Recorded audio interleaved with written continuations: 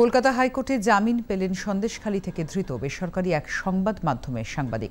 কয়েকদিন আগেই তাকে পুলিশ গ্রেফতার করে। কলকাতা হাইকোর্টের বিচারপতি কৌশিক চন্দ্রের এজলাসে গতকাল এই মামলার শুনানি হয়।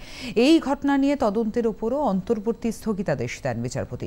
বিশিষ্ট আইনজীবী বিকাশ রঞ্জন ভট্টাচার্য জানান, আদালত বারবার রাজ্যকে ভৎসনা করছে।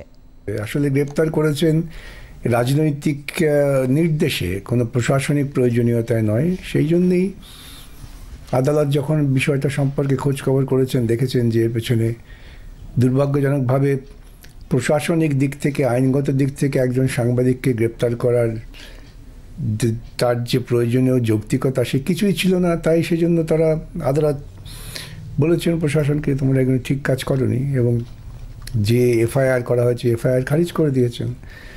এফআইআর করতে গেলে তো দেখাতে হবে নির্দিষ্ট একটা কোনো ফৌজদারি আইন, যে আইন লঙ্ঘন হয়েছে, যে লঙ্ঘন হলে পরে তাকে বিচারের জন্য নেওয়া যায়, সেসব দেখাতে পারিনি। এই রাজ্যকে আজকে নতুন ভর্ৎসিত হচ্ছে।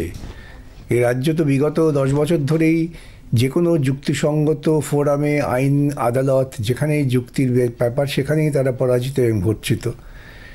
তাদের একমাত্র শক্তি হচ্ছে গুন্ডামি, চুরি জচ্চুরি, বদমাইশি, সেটাই তাদের অবলম্বন।